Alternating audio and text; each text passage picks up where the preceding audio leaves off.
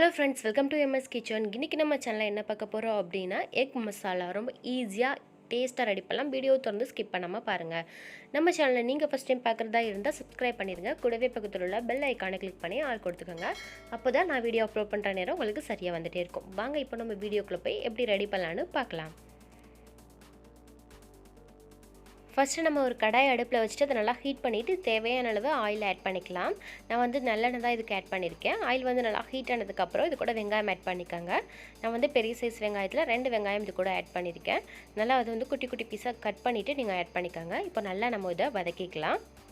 வெங்காயம் வந்து நல்லா வதங்கணும். நம்ம எவ்வளோ முட்டை எடுக்கிறோமோ அதுக்கு தகுந்த மாதிரி வெங்காயம் வந்து நமக்கு பார்த்து ஆட் பண்ணிக்கணும். இப்போ வெங்காயம் சேர்த்ததுக்கப்புறம் நல்லா மிக்ஸ் பண்ணி விட்டுக்கலாம்.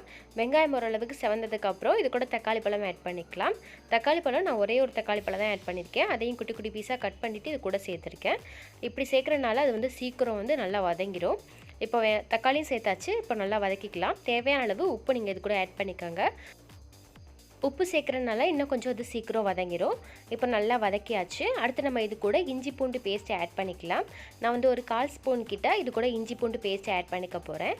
இஞ்சி பூண்டு பேஸ்ட் ஆட் பண்ணதுக்கப்புறம் திரும்பவும் இது எல்லாத்தையும் சேர்த்து நல்லா மிக்ஸ் பண்ணி விட்டுக்கலாம். அந்த பச்சை வாசனை போகிற அளவுக்கு நல்லா நம்ம இதை வதக்கிக்கலாம். இப்போ நல்லா வதக்கியாச்சு. அடுப்பை சிம்லேயே வச்சுக்கோங்க. அடுத்து நம்ம இது கூட புதினா கொஞ்சமும் அது கூட மல்லித்தலை கொஞ்சமும் அது ரெண்டுலையும் லைட்டாக நம்ம இது கூட ஆட் பண்ணிக்கலாம். ஆட் பண்ணிவிட்டு திரும்பவும் அது எல்லாத்தையும் ஒன்றா மிக்ஸ் பண்ணி விட்டுக்கலாம். மிக்ஸ் பண்ணதுக்கப்புறம் நம்ம இது கூட மிளகாய்த்தூள் ஆட் பண்ணிக்கலாம். நான் வந்து 1/4 ஸ்பூன் கிட்ட காரத்துக்கு மிளகாய்த்தூள் ஆட் பண்ணியிருக்கேன். உங்களுக்கு காரம் கொஞ்சம் கூட வேணாலும் நீங்கள் மிளகாய்த்தூள் ஆட் பண்ணிக்கோங்க. அடுத்து நம்ம இது கூட மஞ்சள் தூள் ஆட் பண்ணிக்கலாம். 1/4 ஸ்பூன் கிட்ட மஞ்சள் தூள் சேர்த்துருக்கேன். அதுக்கப்புறம் நம்ம வந்து காஷ்மீரி சில்லி பவுடரை ஆட் பண்ணிக்கலாம். அது வந்து ஒரு 1/4 ஸ்பூன் கிட்ட சேர்த்துருக்கேன். அடுத்து நம்ம இது கூட பெப்பர் பவுடரை ஆட் பண்ணிக்கலாம். பெப்பர் சேர்க்குறனால நான் வந்து மிளகாய்த்தூள் வந்து கொஞ்சம் கம்மி பண்ணியிருக்கேன். பெப்பர் வந்து கொஞ்சம் கூடுதலாக ஆட் பண்ணிக்க போகிறேன். இது கூடவே 1/4 ஸ்பூன் கிட்ட கரம் மசாலா ஆட் பண்ணிக்கலாம். கரம் மசாலா சேர்த்ததுக்கப்புறம் இப்போ இது எல்லாத்தையும் ஒன்றா சேர்த்து நல்லா மிக்ஸ் பண்ணி விட்டுக்கலாம். மசாலா எல்லாம் அது கூட நல்லா மிக்ஸ் ஆகட்டும். நீங்கள் அடுப்பை சிம்லேயே வச்சுட்டு நல்லா மிக்ஸ் பண்ணிக்கோங்க. இப்போ பாருங்கள், நல்லா மிக்ஸ் பண்ணியாச்சு. இந்த மாதிரி நல்லா எண்ணெய் பிரிஞ்சு வர அளவுக்கு நல்லா வதக்கியாச்சு.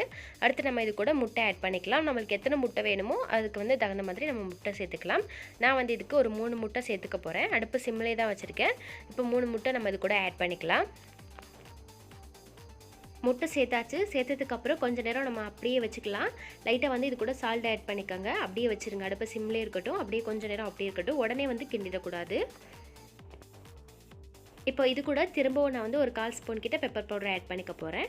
இப்போ சேர்த்தாச்சு. சேர்த்ததுக்கப்புறம் இப்போ ஓரளவுக்கு நல்லா ஹீட் ஆகிருச்சு. இப்போ லைட்டாக நம்ம இந்த மாதிரி மிக்ஸ் பண்ணி விடணும். ரொம்ப அது எல்லாத்தையும் கிண்டிடக்கூடாது.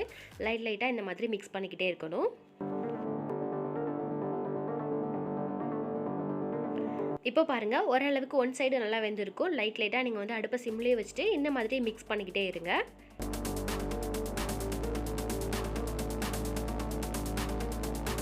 அவ்வளோதான். இந்த மாதிரி கொஞ்சம் கொஞ்சமாக நம்ம வந்து லைட்டாக மிக்ஸ் பண்ணிவிட்டு நல்லா வேக வச்சிட்டோம். இது வந்து சூப்பராக வெந்துருச்சு. இப்போ நம்ம அடுப்பை ஆஃப் பண்ணிக்கலாங்க. இதே மாதிரி நீங்களும் ட்ரை பண்ணி பாருங்கள். ரொம்பவே டேஸ்ட் சூப்பராக இருக்குங்க.